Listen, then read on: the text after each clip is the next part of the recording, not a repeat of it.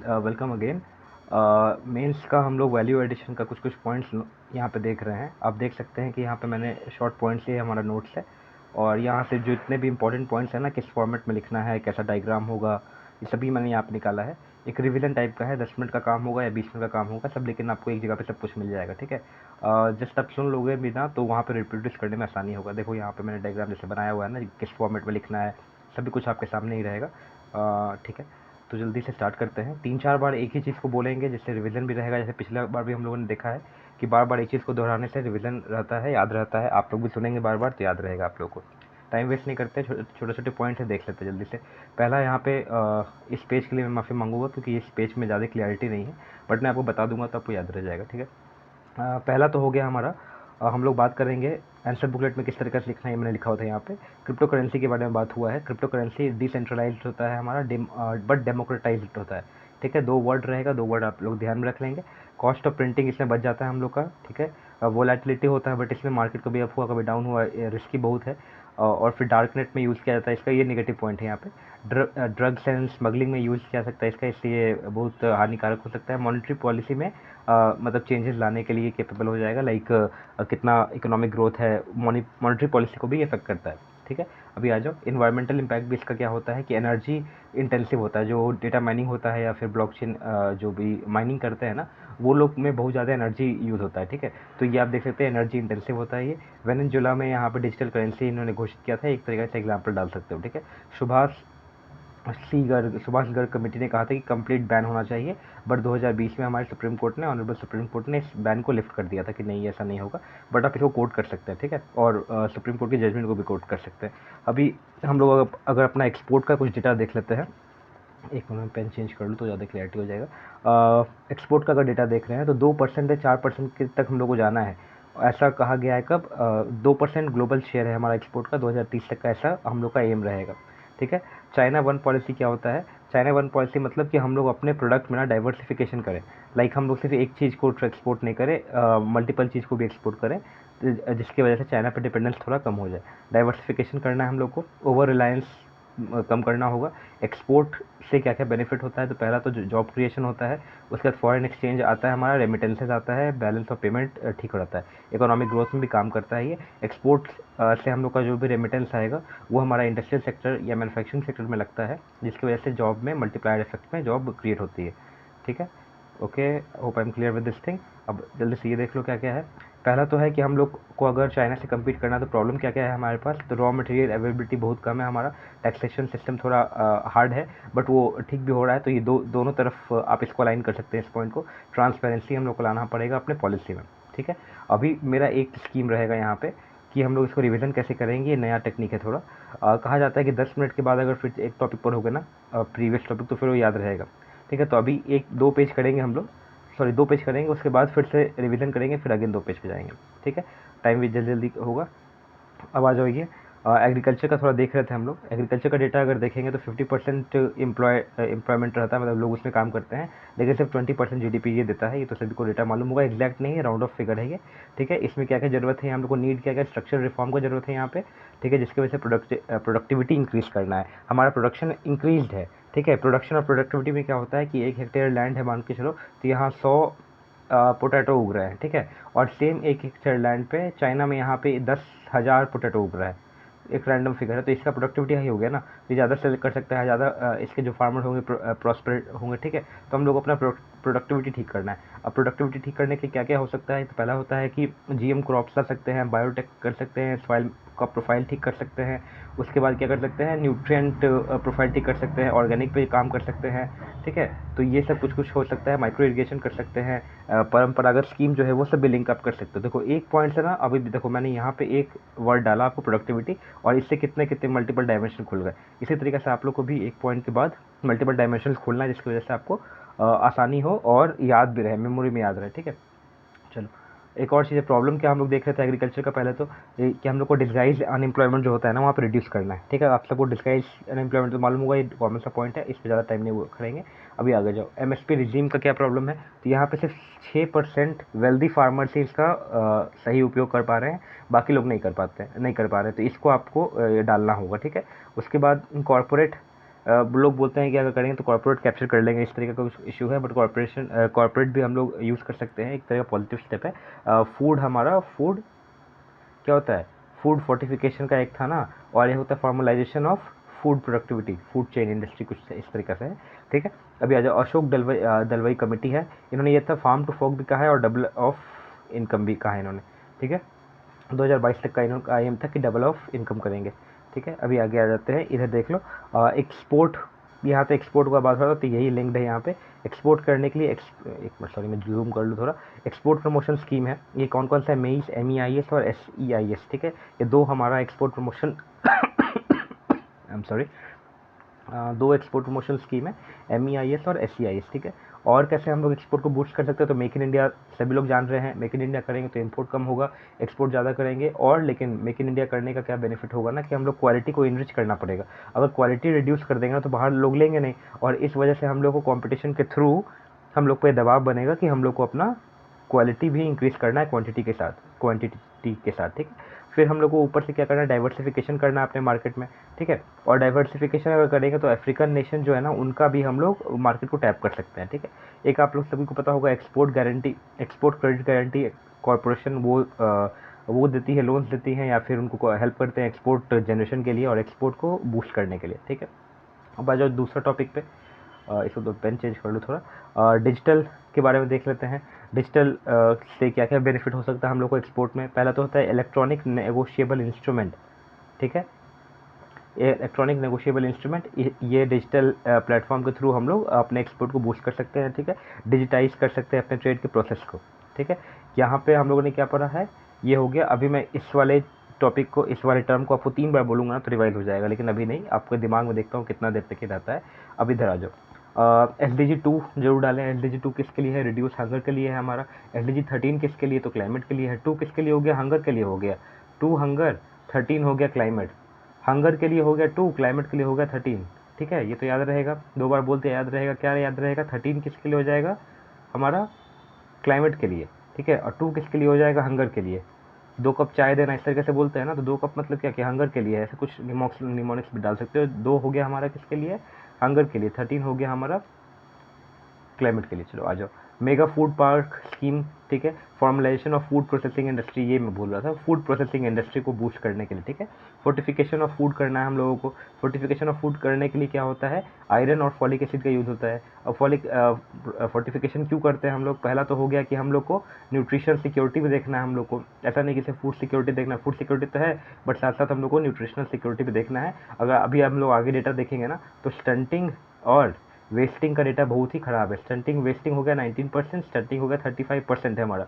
तो इसको भी हम लोग को बूस्ट करना है, मतलब इसको बूस्ट नहीं करना, सॉरी, इसको रिड्यूस करना है, जिसके कारण मतलब कैसे कर सकते हैं, तो फूड प्रोसेसिंग इंडस्ट्री को बूस्ट कर देंगे, फोर्टिफिकेशन ऑफ फूड करेंगे, आयरन और फॉलिक एसिड के साथ उसमें इंट्रोड्यूस करते हैं, तो फोर्टिफिकेशन होता है फूड का, ठीक है। अब आगे आ जाओ, डाइवर्सिफिकेशन करना है एग्रीकल्चर का, डाइवर्सिफिकेशन ऑफ एग्रीकल्चर। उसके बाद क्या क्या होगा, वैल्यू एडिशन तुमको बता दिया यहाँ पे, जो फोर्टिफिकेशन होता है, ठीक है। रमेश चंद कमेटी, यहाँ पे रमेश चंद एक का कमेटी था, उन्होंने ये 2015 में ये कहा कि FCI जो है, फूड कॉर्पोरेशन ऑफ इंडिया, उसमें इम्प्रूवमेंट की ज़रूरत है। डायरेक्ट कैश ट्रांसफ़र करते हैं हम लोग, जिसकी वजह से फूड का डिस्ट्रीब्यूशन एफिशिएंट बनेगा, ठीक है। आप इसको जरूर कोट करें, एग्रीकल्चर में क्या क्या इंप्रूवमेंट ला सकते हैं, ऐसा क्वेश्चन अगर रहेगा तो आप एक कमेटी का नाम डालेंगे। पहला तो डालेंगे रमेश चंद्र कमेटी, दूसरा डालेंगे अशोक दलवई कमेटी। तो इससे क्या होगा ना, कि आपको पहला तो ये होगा क्या, FCI को बूस्ट करने के लिए, उसका स्ट्रक्चर को बूस्ट करने के लिए, जो भी ये जो होता है ना डायरेक्ट कैश ट्रांसफ़र, डायरेक्ट, तो उसको बूस्ट करने के लिए है। अशोक दलवई कमेटी हमारा डबल ऑफ इनकम के लिए है, ठीक है। रमेश चंद्र कमेटी याद रखना, रमेश चंद्र कमेटी। चलो इसको 2 बार याद करवाऊंगा अभी। एफिशिएंट ऑफ फूड डिस्ट्रीब्यूशन के लिए है। अशोक दलवई कमेटी 2016 में इन्होंने ये कहा, double of farmer income by 2022, ठीक है। अभी टेक से भी हम लोग डाइवर्सिफाई कर सकते हैं, ठीक है। पोस्ट हार्वेस्ट मैकेनिज्म इसको डेवलप करना है हम लोग को। पोस्ट हार्वेस्ट मैकेनिज्म मतलब क्या, कि कोल्ड स्टोरेज बनाना है, सप्लाई चेन बूस्ट करना है, लॉजिस्टिकल इंप्रूवमेंट करना है, उसके बाद फूड पार्क बनाना है जहाँ प्रोसेसिंग हो सके, उसके बाद डायरेक्टली हम लोग कार्गो से कनेक्ट करके एक्सपोर्ट कर सके, तो जहाँ पे लॉस नहीं हो जाता, ठीक है। समझ में आ गई बात। चलो अभी जल्दी से रिवाइज करेंगे एक बार, और सब कुछ फिर से याद रहेगा, कोई बात नहीं, याद हो ही जाएगा। चलो आ जाओ।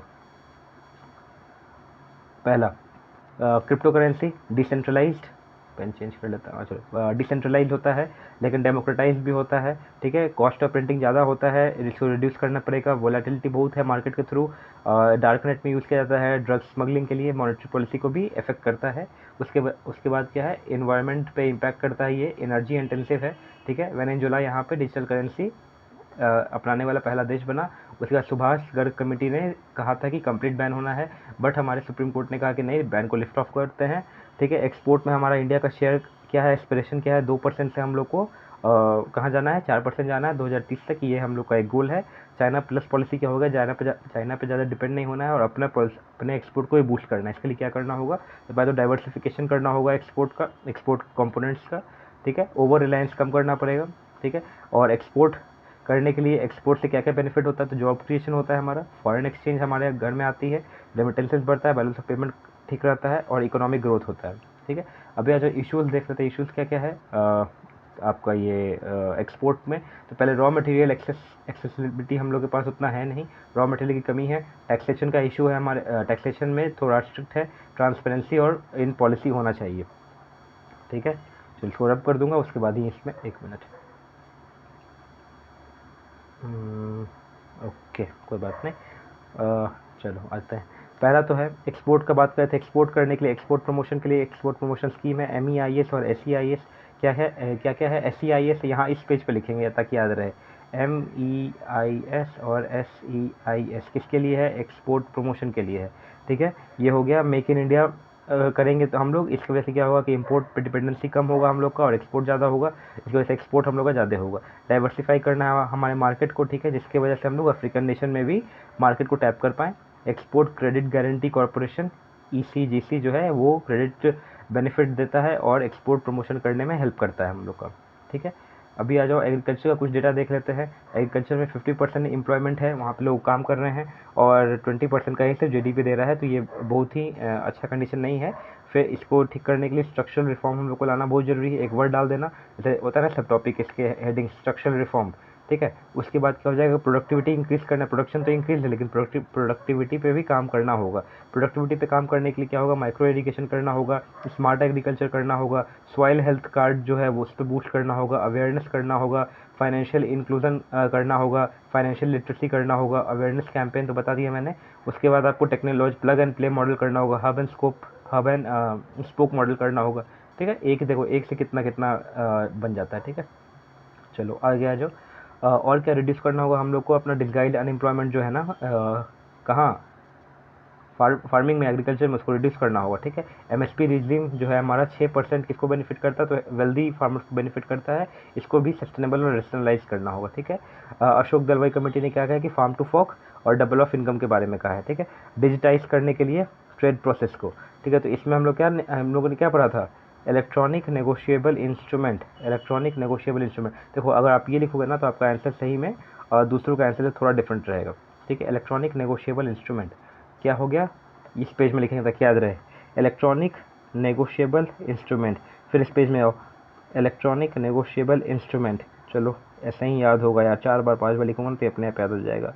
इलेक्ट्रॉनिक, इसका फुल फॉर्म है electronic negotiable instrument, electronic negotiable instrument, electronic negotiable instrument, electronic negotiable instrument, ठीक है।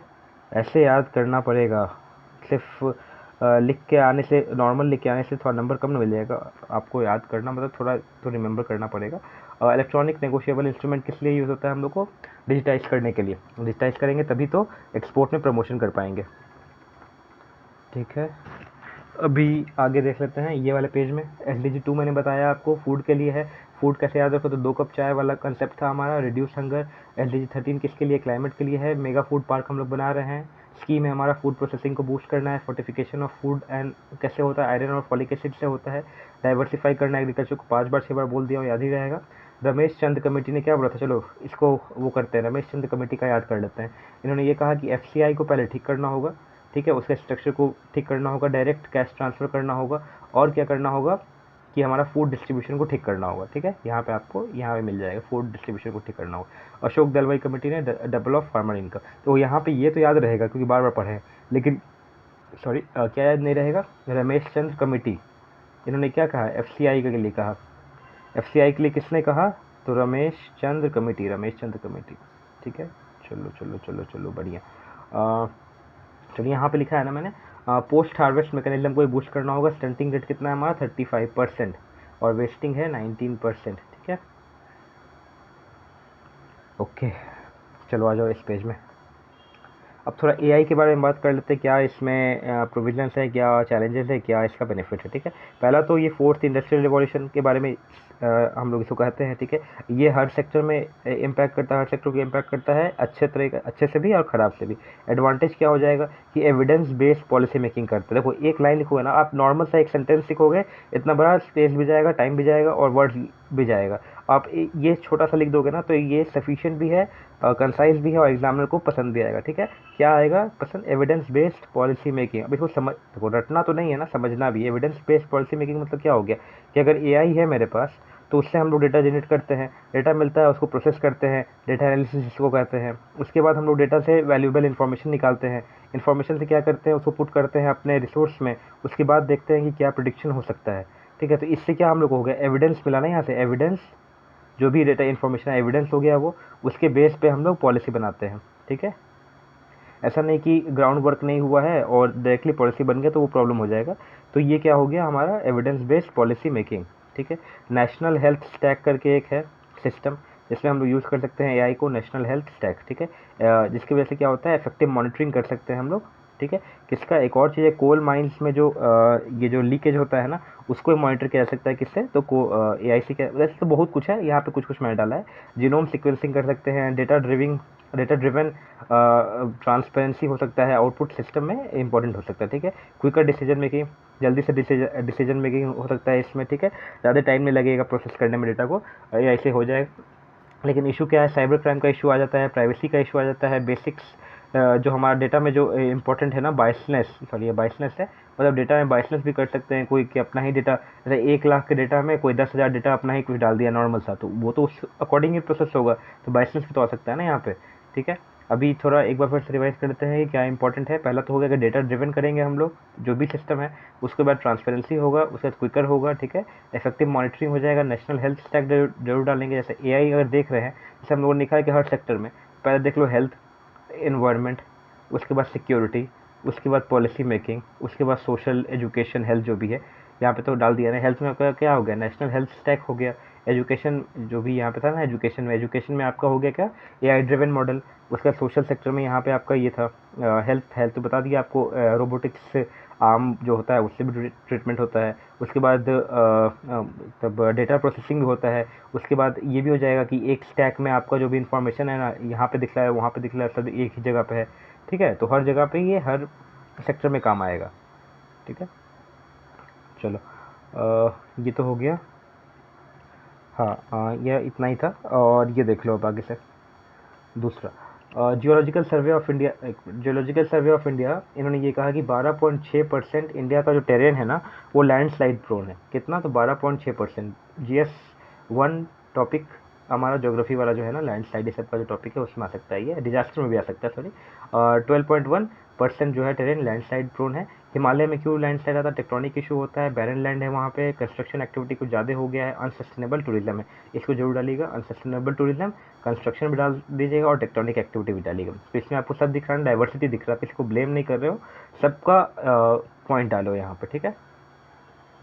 चलो एक बार फिर से रिवाइज कर देते कौन कौन सा टॉपिक। पहले तो अनसस्टेनेबल टूरिज्म डाल दोगे, कंस्ट्रक्शन एक्टिविटी डाल देना, बैरन लैंड डाल देना और टेक्टोनिक इशू डाल देना, टेक्टोनिक इशूज, ठीक है। तपोवन डैम का भी आप एग्जाम्पल डाल सकते हो, हाइड्रो इलेक्ट्रिक पावर प्लांट, ये डाल देना, ठीक है।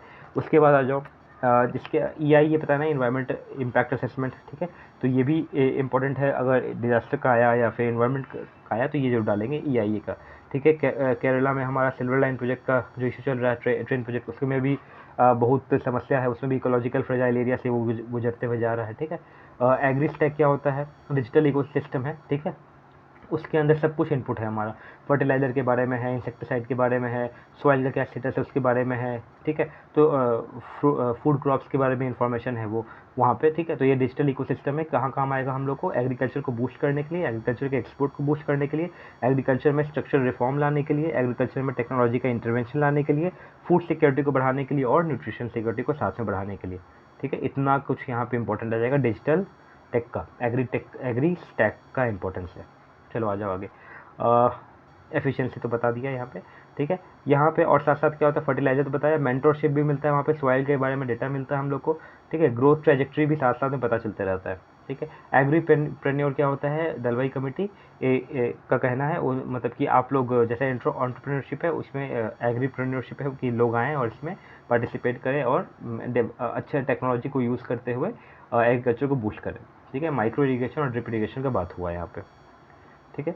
आई होप यहाँ पे 2 मिनट के लेके इसको आपको फिर से ही बता देता हूँ। यहाँ पे क्या बताया था यार, याद रखना, इलेक्ट्रॉनिकली नेगोशिएबल इंस्ट्रूमेंट एक्सपोर्ट के लिए, ठीक है। रमेश चंद्र कमेटी याद है, डाइवर्सिफिकेशन याद है, अनएम्प्लॉयमेंट 50-50 और सॉरी 50-20, MEIS SCIS। चलो चलो चलो जल्दी जल्दी, सब 3 ही पेज हुआ, 18 पेज है यहाँ पे, ओके। तो AI fourth industrial revolution, national health stack, coal mine के लिए भी काम आता है, genome sequencing, quicker decision making, ये साइबर सिक्योरिटी का इशू आ जाएगा, प्राइवेसी इशू आ जाएगा, यहाँ पे बायसनेस इन डेटा आ जाएगा, ठीक है। EIA डाल सकते हो। 12.6% हमारा लैंड मतलब सॉरी टेरेन इंडिया का लैंड साइड प्रोन है, tectonic issue, barren land, construction ज़्यादा होता है इसलिए प्रॉब्लम होता है, अनसस्टेनेबल टूरिज्म है। एग्री स्टैक डाल सकते हैं यहाँ पे, example Kerala silver line project के बारे में। चलो अब आ जाओ यहाँ पे, एग्रीकल्चर के लिए क्या क्या बूस्ट कर सकते हैं एग्रीकल्चर को, ड्रिप इरीगेशन डाल सकते हैं, माइक्रो इरीगेशन डाल सकते हैं, जिसकी वजह से क्या होता है हमारा कि वहाँ पे फर्टिगेशन भी यूज़ कर सकते हैं, यहाँ पे ज़्यादा न्यूट्रिशन नहीं जाता, ज़्यादा सॉल्टी नहीं होता है हमारा सॉइल का नेचर और हेल्थ बना रहता है, ठीक है। वाटर यूज एफिशिएंसी कर सकते हैं, पर ड्रॉप मोर क्रॉप, ये उल्टा हो गया है, ठीक है। ठीक है, पेस्ट मैनेजमेंट भी कर सकते हैं, ठीक है। Evidence driven data based and evidence driven agriculture practices. अब देखो कितना सॉलिड वर्ड आ जाएगा कि एविडेंस ड्रिवन, मतलब एविडेंस लेने के बाद ही वहाँ पे कुछ डेटा यूज़ करके हम लोग एग्रीकल्चर प्रैक्टिस करेंगे, ठीक है। बीटी ब्रिंजल बीटी मस्टर्ड, ये क्या हो गया कि पूछा जाएगा कि बायोटेक्नोलॉजी का क्या यूज़ है हमारे, कैसे यूज़ कर सकते हैं एग्रीकल्चर में, तो डाल सकते हैं ना बायोटेक्नोलॉजी का, बीटी ब्रिंजल बीटी मस्टर्ड, ठीक है। एप्लीकेशन और क्या क्या है, देखो ये एक्चुअली टॉपर के आंसर का ये एक तरीके से मैंने समरी बनाया, नोट्स बनाया है, जो आपको भी यूज़ हो सकता है। श्रुति शर्मा मैम जो AIR 1 है ना, उन्हीं के कॉपी से ये नोट्स है। तो चलो आगे, गरिमा एक प्लेटफॉर्म है, ये लाइफ स्टॉक ब्रीडिंग का प्लेटफॉर्म है, जिसमें हम लोग बायोटेक्नोलॉजी का यूज़ करते हैं ब्रीडिंग करने के लिए। हरियाणा में एक है, जिसको आप लोग, ये सिर्फ यहाँ पे एग्जांपल था कि गरिमा का कैसे यूज़ होता है, मतलब बायोटेक्नोलॉजी का एग्रीकल्चर में कैसे यूज़ आएगा, ठीक है। ये एग्रीकल्चर एंड एलाइड सेक्टर में, तो गरिमा आपको यहाँ पे आ जाएगा, गरिमा लाइफ स्टॉक के लिए, ठीक है। CSIA में सांबा मिशन है जो राइस वैरायटी के लिए है, ठीक है। गोकुल मिशन हो गया हमारा, गोल्डन राइस फूड फोर्टिफिकेशन, ठीक है। उसके बाद क्रिप्टो प्रिजर्वेशन भी है, क्रिप्टो प्रिजर्वेशन टेक्निक होता है, जीनोम सीक्वेंसिंग हो गया, विट्रो फर्टिलाइजेशन हो गया, ठीक है। चलो पॉल्यूशन कंट्रोल करने का क्वेश्चन था, उसमें क्या हो जाएगा कि पहले तो हम लोग का ऑयल डैपर जो होता है ना, वो ऑयल स्पिलेज को कम करता है, ठीक है, ठीक है। जियोबैक्टर बैक्टीरिया जो होता है वो एयर पॉल्यूशन को कम करता है, सॉरी। अभी आ जाओ यहाँ पे, ऑसवॉक क्या था, ओके, 1 सन 1 वर्ल्ड 1 ग्रिड, ठीक है, ये हो गया ऑसवॉक। इसमें क्या होगा कि जो भी सोलर जहाँ पे ज़्यादा जनरेट हो रहा है उसको एक लिंकेज के थ्रू हम दूसरे कंट्री में डाल सकते हैं, एक एक्चुअली में एक लिंकेज बनाने का ये एक प्लेटफॉर्म है, ठीक है। वो यहाँ पे है ना 1 ग्रिड, ठीक है। ग्लासगो समिट में क्या बात हुआ था, 1.5 डिग्री सेल्सियस, ये तो पेरिस का भी है, मतलब तक लाना है 2 डिग्री मैक्सिमम, ठीक है। पंचामृत रिन्यूएबल टारगेट 500 गीगावाट बाई 2030, ठीक है। सोलर एनर्जी यूनिवर्सलाइजेशन, याद रखना ये पॉइंट बहुत अच्छा है, सोलर एनर्जी यूनिवर्सलाइजेशन। लॉजिस्टिकल में चैलेंज है हम लोग को, 14.6% GDP का लॉजिस्टिक में जाता है हमारा। टेक्नोलॉजी में बहुत डेफिसिट है हम लोग अभी भी, मॉनेटरी और टेक्नोलॉजी सपोर्ट हम लोग को चाहिए। और SDG 13 हो जाता है हमारा, तो क्लाइमेट का होता है, टेक्नोलॉजी डेफिशिएंट है, मॉनेटरी पॉलिसी और जो यहाँ लिखा है इम्प्लीमेंटेशन सपोर्ट, ये कहाँ से, वेस्टर्न वर्ल्ड से ये हम लोग को चाहिए, पैसे का जो भी डिमांड था मतलब उसको फुलफिल होना चाहिए इस तरीका का, ठीक है। यहाँ पे आप लोग को याद करने का क्या क्या चीज़ है, इसको ग्रीन से कर लेते हैं 2 मिनट में।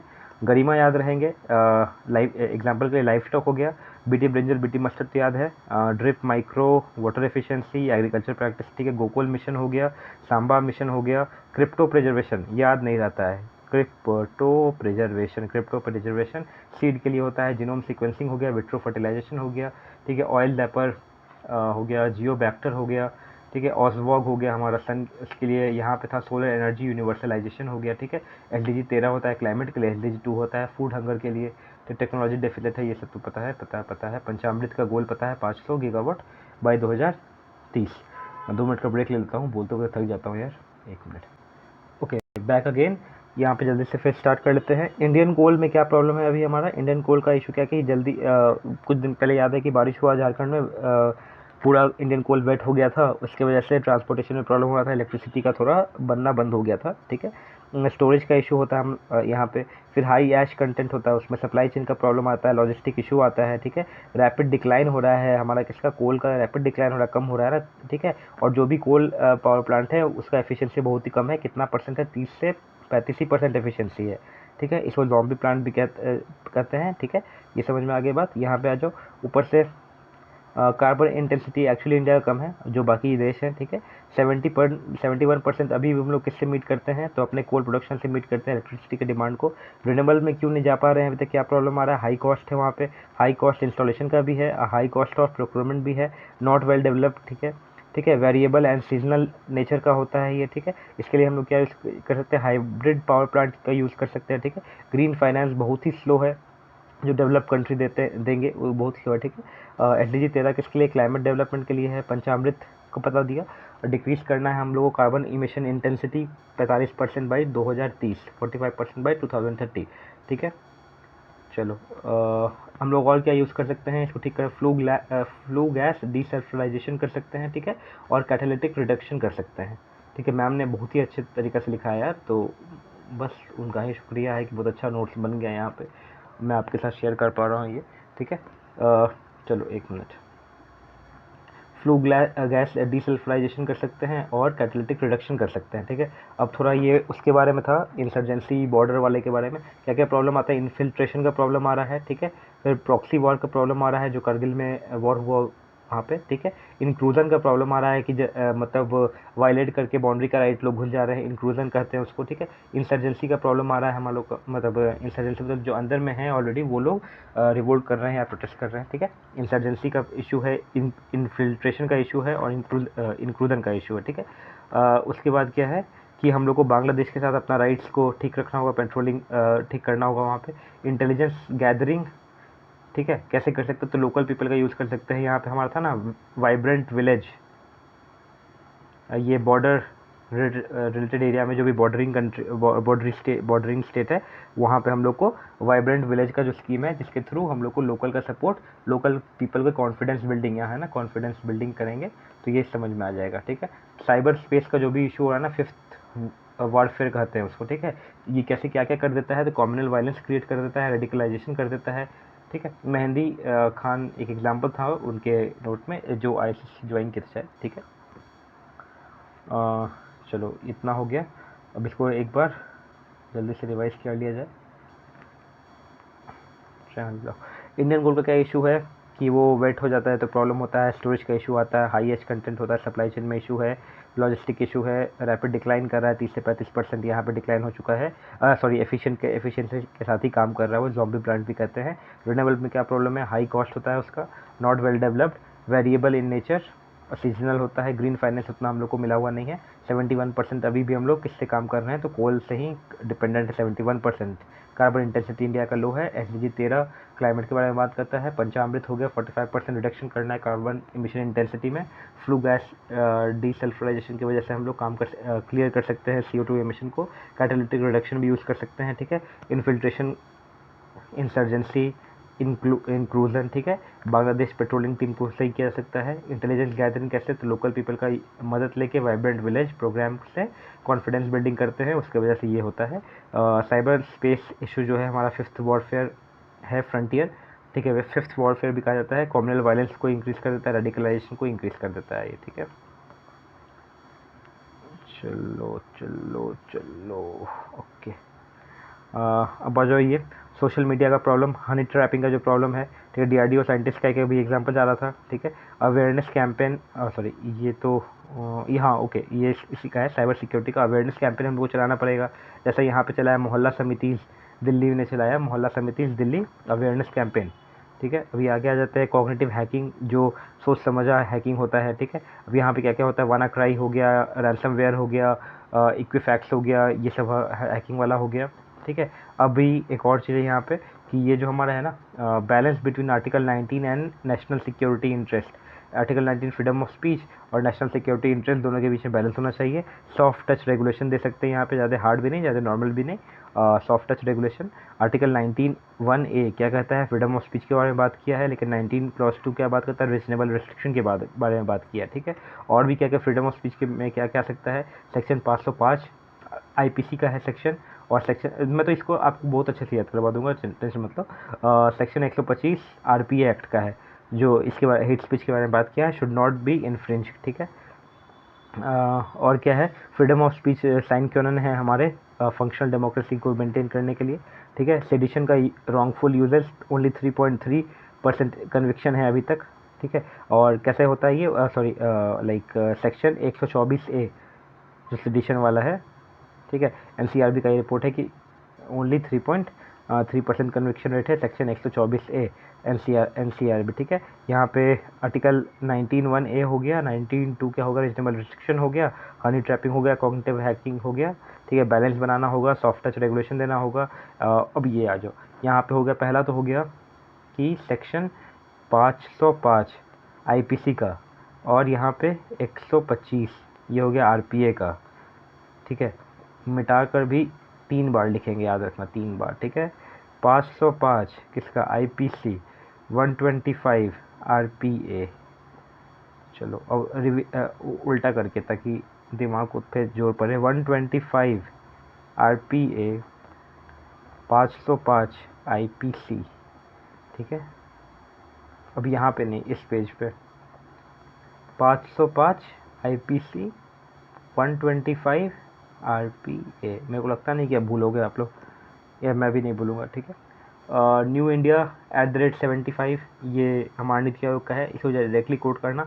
इसमें क्या बात किया गया है, फाइनेंशियल इंक्लूजन का बात किया गया है, इंक्लूसिव ग्रोथ का बात किया है, सस्टेनेबल ग्रोथ का बात किया गया है, सस्टेनेबल डेवलपमेंट का बात किया गया है यूएनडीपी के साथ, अलॉन्ग विथ यूएनडीपी, ठीक है। तो ये सब उसमें कहा गया है, ठीक है। अब आगे आ जाओ, ये तो बार बता दिया हूँ। 13 हो गया क्लाइमेट के लिए, ठीक है। नेशनल मोनेटाइजेशन पाइपलाइन, पीएम गति शक्ति प्रोग्राम, ठीक है। नेशनल इंफ्रास्ट्रक्चर पाइपलाइन, ये सब होता है इंफ्रास्ट्रक्चर के लिए, ठीक है। एंथ्रोपोजेनिक जो कॉजेज है ना, वो रिपल डाउन इफेक्ट कर रहा है।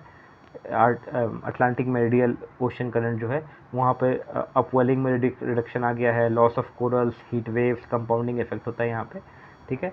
मैल्थ्यूशन प्रॉब्लम तो आपको पता होगा कि जहाँ पे पॉपुलेशन का राइज होता है तो प्रेशर का भी राइज होता है वहाँ पे। लैंड डिग्रेडेशन और डेजर्टिफिकेशन का प्रॉब्लम आ रहा है, 22% यहाँ पे लैंड डिग्रेडेशन अंडर स्ट्रेस में है अभी, सॉइल सैलिनाइजेशन का इशू चल रहा है यहाँ पे, ठीक है। इसको कैसे ठीक कर सकते हैं, ZBNF मतलब जीरो बजट नेचुरल फार्मिंग, ठीक है। सुभाष पालेकर यहाँ पे सस्टेनेबल लैंड यूजेस के बारे में इन्होंने बात किया था, ठीक है। चलो आज तो इतना ही रखेंगे, नेक्स्ट में एक्चुअली मैं दिखा दूँ आपको कितना है, ये अभी इतना बाकी है, लेकिन आज इतना ही हो पाएगा, और नेक्स्ट कल मैं और भी कर दूंगा आपके लिए, ठीक है। Thank you so much. इसी तरीके से आप देखते रहें बस चैनल को, और ठीक लगे तो जस्ट पॉइंट्स को नोट डाउन कर ले, आपके लिए एग्जांपल में आप कोट कर सकेंगे तो अच्छा रहेगा। Thank you.